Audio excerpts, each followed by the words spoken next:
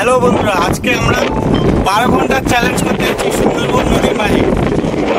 ডিঙি নৌকো, এতে আমরা আজকে 12 ঘন্টা কাটাবো। হ্যালো বন্ধুরা, তো আমরা সুন্দরবনে 12 ঘন্টা একটা চ্যালেঞ্জিং ভিডিও শুট করেছিলাম, যার দ্বিতীয় পর্ব শুরু করছি। যারা প্রথম পর্ব দেখোনি অবশ্যই দেখে আসবে, ডেসক্রিপশন বক্সে লিঙ্ক দেওয়া থাকবে।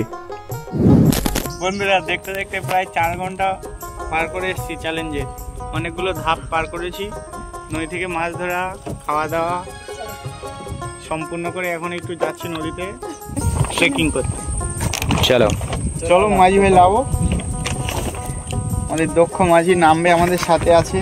চলো, আমাদের দক্ষ মাঝির সঙ্গে আমরা নেমে পড়ছি সুন্দরবনের গহীন জঙ্গলে। সুন্দরবনের এই অপার সৌন্দর্য আর এই যে সুন্দরী গাছগুলো আমরা দেখতে পাচ্ছি, তাদের অপার বৈশিষ্ট্যকে তুলে ধরতে আমরা প্রবেশ করছি মাঝির সঙ্গে ধীরে ধীরে সুন্দরবনের জঙ্গলের মধ্যে।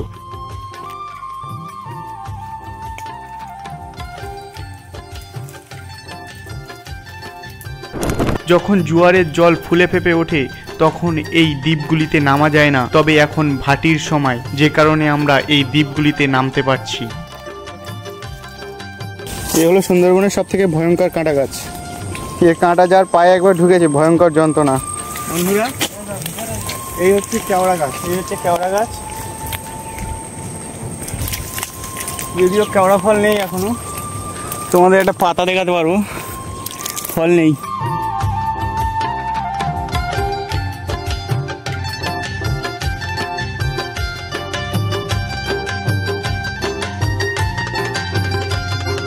এইগুলো হলো এক একটা শ্বাসমূল, যেগুলো মাধ্যাকর্ষণের বিপরীতে মাটি থেকে উপরের দিকে উঠে থাকে।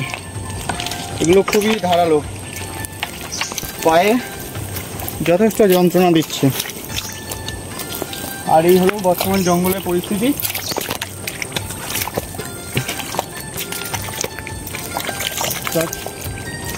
সচরাচর এদিকের জঙ্গলগুলোতে বাঘ আসে না, তবে বনবিড়াল, তারপরে আপনার যে বুনো বাঁদরগুলো হয়, বুনো বানর, সেগুলো এই সমস্ত জঙ্গলে পাওয়া যায় ভালোই।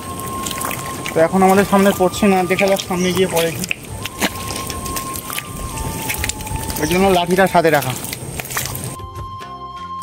এটা হলো বানি গাছের ফল। এই ফলের সব থেকে বিশেষত্ব হলো এর গাছে থাকা অবস্থায় এর বীজ ভিতরে অঙ্কুরিত হয়ে যায়। এই দেখুন, গাছে ঝুলে থাকা অবস্থায় এর বীজ অঙ্কুরিত হয়। এটাকে বলা হয় জোয়ারুজো অঙ্কুরোদ্গম, যাতে সমুদ্রের নোনা জলে পড়লেও এর বীজ যেখানে দাঁড়ায় সেখান থেকে গাছ বেরোয়। এটা হলো সুন্দরবন জঙ্গলের এক বিশেষ বৈশিষ্ট্য। এগুলোকে বলা হয় গেছো কাঁকড়া। এরা গাছেও বাইতে পারে। ধরে দেখাচ্ছি আপনাদের। কাঁকড়া হয় নাকি রে?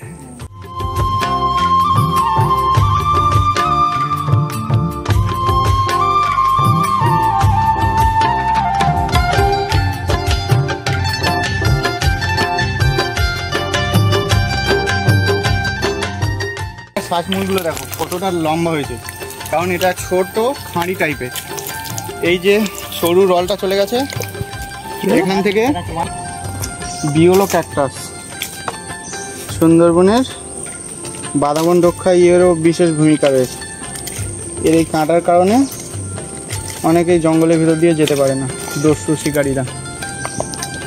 বন্ধুরা, ওই যে দেখা যাচ্ছে, ওটা হচ্ছে একটা বগের বাসা। সাধারণত সুন্দরবনে যে সাদা বার্ডসগুলো পাওয়া যায় তাদেরই বাসা এইরকম সুন্দরবনের সরু সরু গাছেগুলোতে হয়ে থাকে, যার একটি অংশ এটি।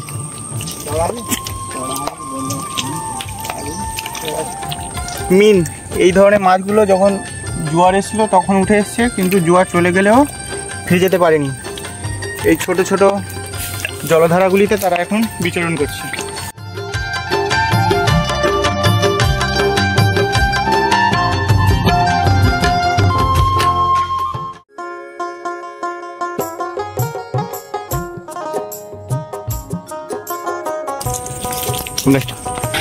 একটা বিরাট কেওড়া গাছ।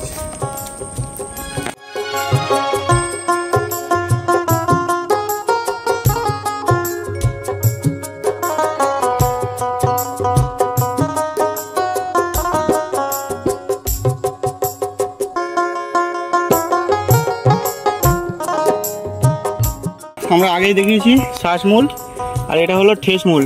এটা হচ্ছে গাছের গায়ে দিয়ে বেরোয়। এই গাছটা যেহেতু এদিকে হেলে যাচ্ছে, তাই এখন থেকে এই সাপোর্ট নেওয়ার জন্য এই ধরনের মূলগুলো বেরিয়ে আসছে।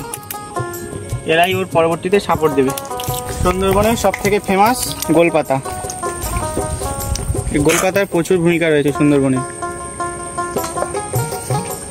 গোলপাতা বা সুন্দরী গাছ, এই হলো গোলপাতা। এই হলো সুন্দরবনের সব থেকে বিষাক্ত সাপ, এখন আমাদের সামনেই আছে, দেখতে পাচ্ছি।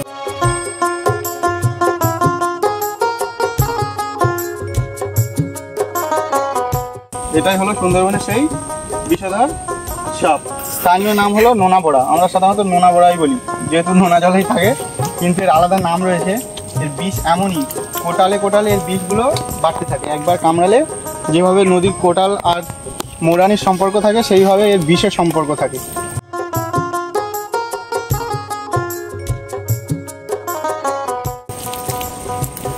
বন্ধুরা, এখন যে বাসাটা দেখতে পাচ্ছি, এটা অনেকটা দেখো নদীর নিচের দিকে আছে। এটা কোনো কিন্তু পাখির বাসা নয়, এটা হলো সুন্দরবনে যে বড় বড় ইঁদুরগুলো পাওয়া যায়, সেই ইঁদুরের বাসা। এখন যদি এখানে ঘা দেওয়া হয়, ইঁদুর বেরোবে। আমরা ঘা দিচ্ছি না, যেহেতু বাসাটা ভেঙে যাবে। সে ঘর বেঁধেছে, তার ঘর থাক। বন্ধুরা, এতক্ষণ আমরা ঠিকঠাক ঠেসমূল কাকে বলে সেটা বোঝাতে পারিনি আপনাদেরকে। এইটা দেখুন, ঠেসমূল কাকে বলে বুঝতে পারবেন। এই যে গাছটা, এই যে গাছটা দেখুন অনেকটাই নুয়ে পড়েছে, কিন্তু এই গাছটাকে ধরে রাখার জন্য এই দেখুন কি হারে এর শেকড় বাকড় বেরিয়েছে। এই যে একটা খাঁড়ি চলে গেছে, ছোট্ট খাঁড়ি, সেই খাঁড়িকে আঁকড়ে ছিল এই গাছটা। আর খাঁড়ির জলের কারণে গাছের গোড়ার সম্পূর্ণ মাটি দেখুন আর কিছু নেই। তারপরেও কিভাবে জীববৈচিত্র্যকে রক্ষা করছে এই ঠেসমূলগুলো, গাছকে সম্পূর্ণ হেলে যাওয়ার হাত। এই গাছটাও নুয়ে পড়ছে খাঁড়ির দিকে, তাকে বাঁচাতে এই যে বিভিন্ন ধরনের ঠেসমূল বেরিয়েছে।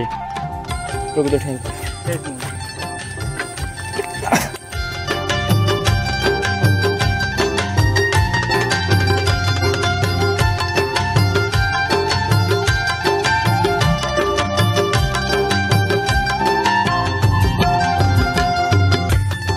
বন্ধুরা, অলরেডি আধা ঘন্টা ট্রেকিং সম্পূর্ণ হচ্ছে। ফাইনালি আমরা ফিরে যাচ্ছি। এখন অনেকটা ট্রেকিং করলাম, প্রায় আধা ঘন্টা। যতটুকু পারলাম তোমাদেরকে দেখালাম, আরও দেখানোর বাকি আছে। অবশ্যই আরও নিত্য নতুন ভিডিও আনবো আমরা সুন্দরবন সম্পর্কে, তখন আপকামিং ভিডিওতে দেখাবো। এছাড়া এখনও আমরা 12 ঘন্টার চ্যালেঞ্জের সবে হয়তো 4 ঘন্টার কিছু সময় অতিক্রম করেছি। আরও 8 ঘন্টা আমরা এই সুন্দরবনের মধ্যে অবস্থান করব। আরও কিছু অপেক্ষা করছে ভিডিওতে, তো দেখতে থাকো। এই যে মূলত চরটা আমরা দেখতে পাচ্ছি না, এই চরে জল উঠে যায় গাছের এই পর্যন্ত। দেখো গাছের এই দিকের কালারটা আর এই দিকের কালারটা কতটা পরিবর্তন। মূলত গাছের প্রায় এতটা করে জল চলে আছে, তখন এই চোড়াগুলোর উপরে যারা কাঁংড়া ধরে, তারা মূলত কাঁংড়ার জন্য ফাঁদগুলো পাতে। এই দিকের গাছগুলো দেখো।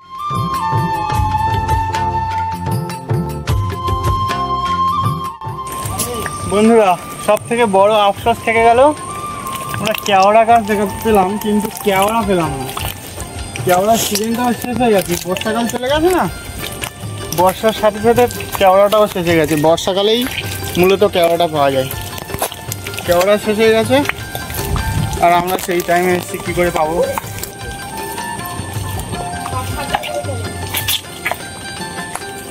নেক্সট লেভেলের অ্যাডভেঞ্চার।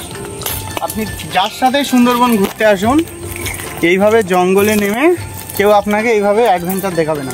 ওই দিকের গাছগুলো দেখুন, শুধু নদী থেকে কি দেখা যায়। এই বদ্বীপগুলোতে নামলেই তবেই আমরা সুন্দরবনের প্রকৃত রূপ বুঝতে পারি। এই বদ্বীপের ভিতরে যে সুন্দরবন কিভাবে অপার সৌন্দর্য তার বুক চিরে ধরে রেখেছে।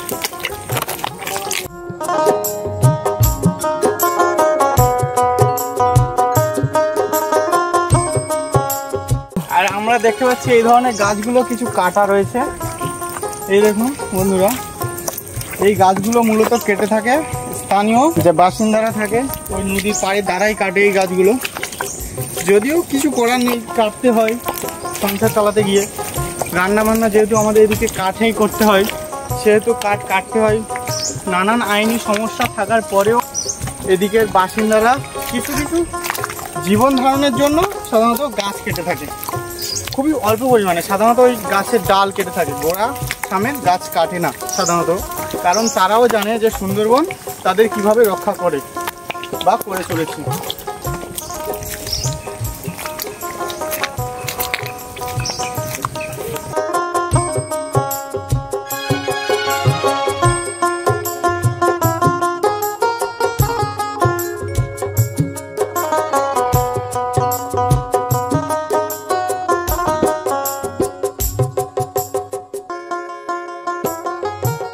খারাপ করে চলে আসলাম, কেওড়া পাইনি বা পাবো না, সিজন শেষ হয়ে গেছে।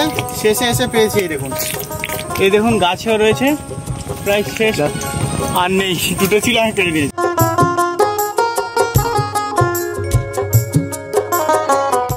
এগুলো হলো প্রকৃত সুন্দরবনের কেওড়া।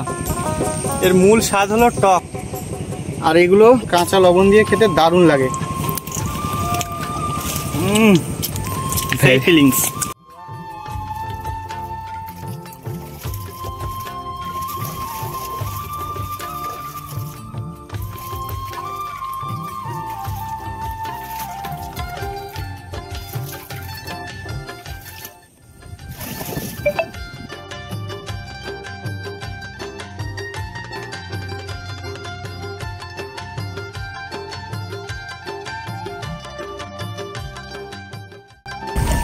বন্ধুরা, ভিডিওর শুরু থেকে শেষ পর্যন্ত যে পার্টগুলো আমরা রেখেছিলাম তার মধ্যে প্রায় 3টে টাস্ক অলরেডি কমপ্লিট হয়ে গেছে, আর একটাই টাস্ক বাকি আছে।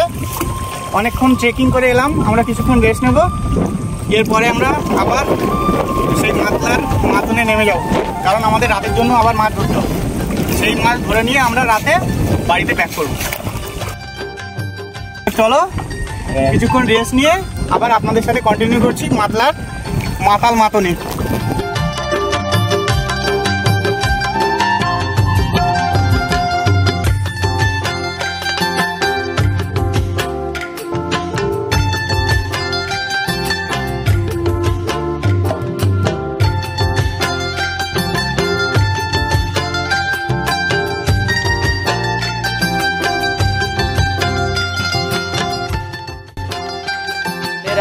এতদিন সুন্দরবনের আশেপাশে থাকি, কিন্তু এভাবে আমি সুন্দরবনকে কখনো দেখিনি। আর হঠাৎ প্ল্যান সুন্দরবনকে এইভাবে আপনাদের সামনে তুলে ধরবো, তাই চলে এলাম ভিডিও বানাতে। এতক্ষণে আমার অভিজ্ঞতা সত্যি খুবই সুন্দর। আরও সময় বাকি রয়েছে, আমাদের হাতে রয়েছে আরও ভালো ভালো কিছু আপনাদের জন্য আমরা দেখাতে পারবো, আশা রাখছি। শেষমেশ জঙ্গল থেকে পেড়ে আনা কেওড়া খেতে খেতে হাসি মুখে স্রোতের মধ্য দিয়ে আমরা বেরিয়ে আসছিলাম। তবে মাঝপথে পথ সাধল বিপদ। দুই দিকের মাটিতে অল্প জলের কারণে আটকে গেল আমাদের ছোট ডিঙি নৌকাটি। তবে অবশেষে মাঝির দক্ষ চিন্তাভাবনা আর উপস্থিত বুদ্ধি আমরা নৌকো বার করে আনতে সক্ষম হলাম। সেই সঙ্গে আমরা লক্ষ্য করছিলাম একজন জেলে ভাই আমাদের সেই স্রোতের মুখে জাল নিয়ে জাল ফেলতে ব্যস্ত। তাদের জীবন ধারণের তাগিদে কাকার এ মাছ ধরা চোখের সামনে দেখলাম আমরা। সুন্দরবনের নদীর বুক তখন নিস্তব্ধ, কিন্তু তখনও জলে লুকিয়ে আছে কুমিরের আতঙ্ক। তবুও কাকার চোখে কোনো ভয় নেই, কারণ ওদিকে পেটের টান যেন তাকে ডাক দিচ্ছে নিরন্তর। নদীতে যখন তখন কুমির ধরা পড়ে, তবুও জীবিকার জন্য তিনি দিনভর জলে জাল ফেলছেন।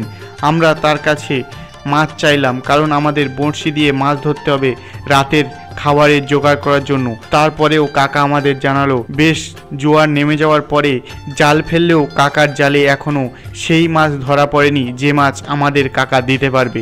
অকথ্য আমরা কাকার কাছে কিছুক্ষণ অপেক্ষা করে কাকার মাছ ধরার দৃশ্য দেখতে দেখতে বেরিয়ে এলাম সেই স্রোতের মুখ থেকে। এরপর আমাদের মাঝি পায় জাল ফেলালো নদীর বুকে বঁড়শি না ফেলিয়ে, কারণ আমাদের কাছে বঁড়শির মতো চার ছিল না।